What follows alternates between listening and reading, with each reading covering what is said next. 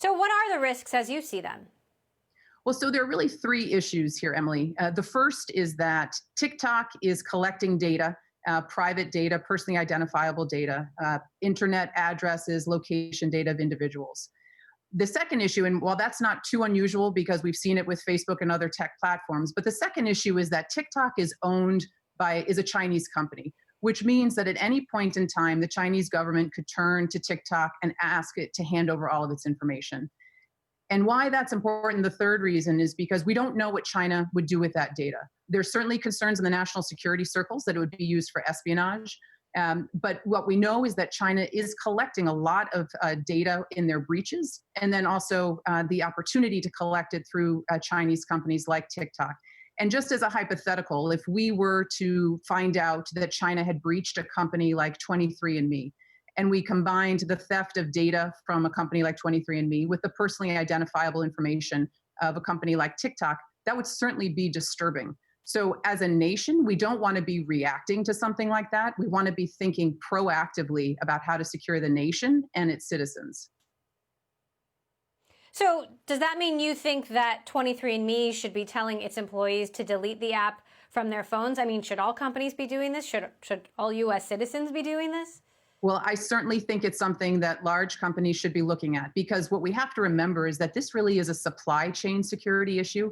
We know that malicious actors don't come to big companies through the front door. They find weaker links, and an entertainment app that's downloaded on employee phones and devices is certainly a vulnerable opportunity, essentially a side door that could be exposed. So companies really have to look and make a risk management decision about the risk reward and what they're willing to roll the dice on and what they're not willing to sacrifice.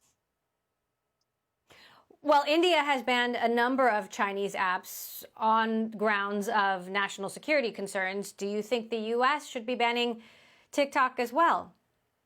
What's important to know is that Chinese companies that enter the US come in with a presumption of guilt, and that's based on years of intellectual property theft that we know that's been documented by the Chinese government, by China in general. So there is always a risk management decision, knowing that when these companies are coming in, certainly not all of them potentially pose this risk, but we don't know how many actually do. And we have to do our homework and do the due diligence on how we're protecting ourselves and the security of our nation. White House advisor Peter Navarro said that even if TikTok is sold to an American buyer, that wouldn't help things.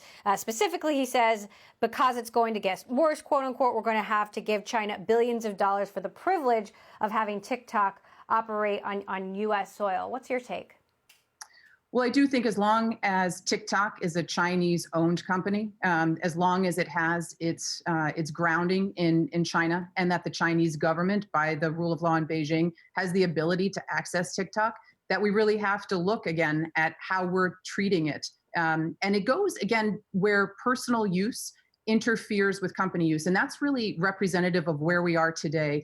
We don't have these lines that protect one sector from another sector. We're in an era of interdependencies now. So what you do, what I do personally on our phones is very much linked to whatever workplace we're in, because we don't have those boundaries. So even though what we often hear is, well, it's an entertainment app, what does that have to do? If it's on your phone, it is a link to something bigger and better that you're a part of. So certainly if you're an employee of a large company, it becomes an access point to you. And we've seen lots of evidence in the past of using a part of the supply chain that may not be linear in order to get into a company.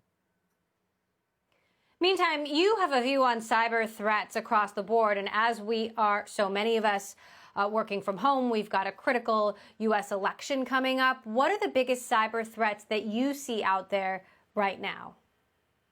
So there are two things. There's both the election security issue and then where we are right now. So we've spent the last 3 months as a nation going to an entire remote workforce, and it's happened globally. And so we've gotten used to securing and identifying ways to have secure remote workforces. But I think one of the greatest challenges that we now will have as we look into the rest of 2020 is, how do we secure the hybrid workforce? What we know is that many US companies will bring about 20% of their workforce back to the office.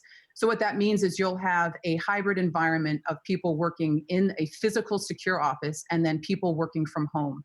So companies really need to be paying attention to the policies that are long term. A lot of companies had to put together makeshift policies to handle the immediate crisis. But what we have to look at now are longer term strategic policies for security that respect and acknowledge the hybrid environment of personal workspaces as well as physical spaces.